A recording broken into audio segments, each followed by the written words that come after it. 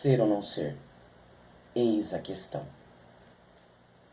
Será mais nobre em nosso espírito sofrer as pedras e setas? Com que fortuna nos enfureceria? Como ela nos alvejaria? Insurgir-nos-ia contra as provocações? Ou em luta, por-lhes fim, morrer, dormir, não mais?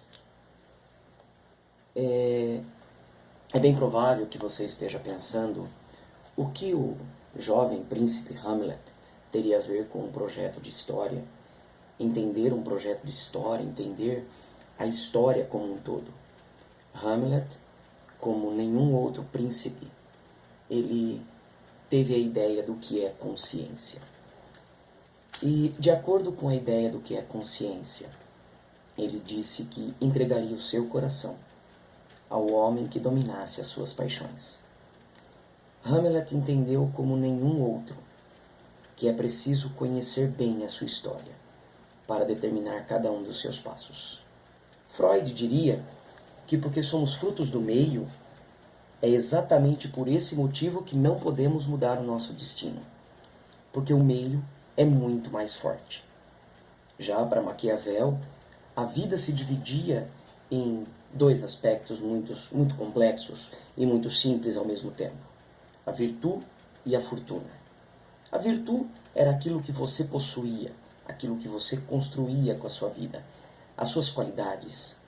A fortuna, a sorte. Já para Dostoiévski, que optava por gritar ao mundo a morte de Deus e que tudo estava de acordo com a vontade do ser humano e não mais com uma vontade divina, em seus livros Crime e Castigo e Irmãos Karamazov, deixa muito claro que cada um é responsável pelo meio em que vive. Mas qual é a importância de estudar a história? Qual é a importância de conhecer o passado? Saber exatamente quem você é, da onde você veio e, por consequência, para onde você vai? Eu diria que conhecimento é poder. Exato. Se nós analisarmos a história e vermos bem, por exemplo, o momento político pelo qual passamos, a forma enfurecida e envaidecida que cada um dos seus eleitores defendem os seus políticos hoje, poderíamos dizer que isso é algo pontual. Está acontecendo agora na história.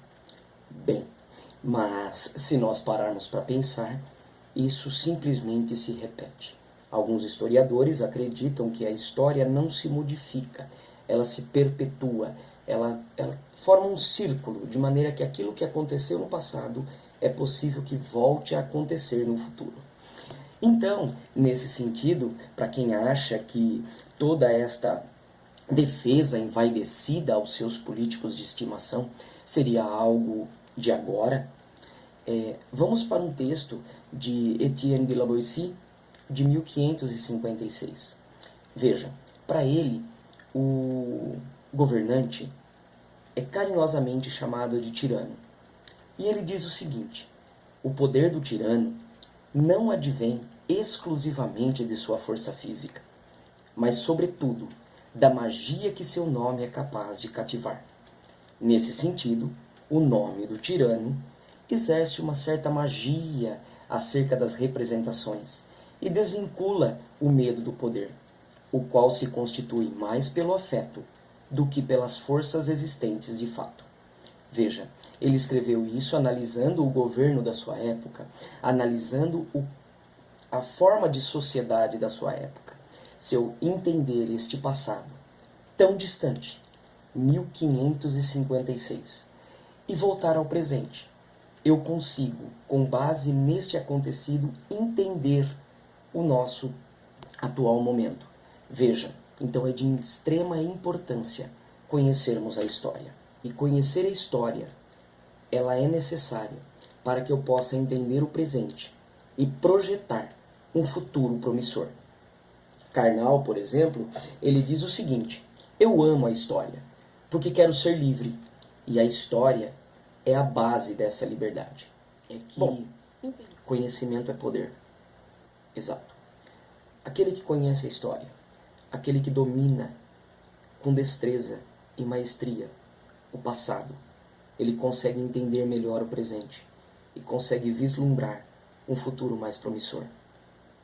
Qualquer homem que consiga se dominar, e só é possível se dominar se você tiver conhecimento, se você tiver consciência, ele é digno de respeito. O referido controle requer um alto nível de consciência, uma consciência histórica, que é o caminho para a formação do cidadão.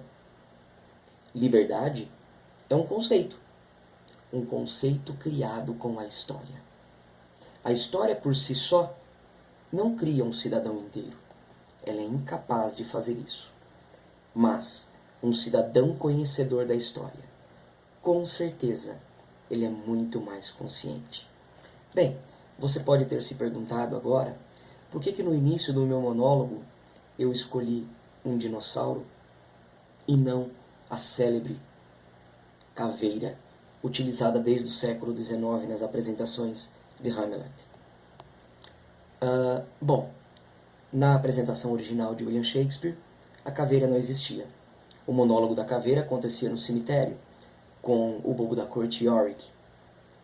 Mas, para a história, para a antropologia, eu achei de extrema importância colocar uma figura tão enigmática, uma figura tão histórica, quanto o dinossauro, que divide crenças, se existiram, se não existiram, se foram ou não foram reais.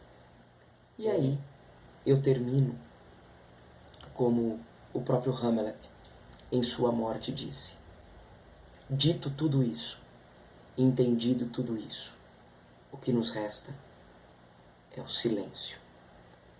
Ser ou não ser? Eis a questão.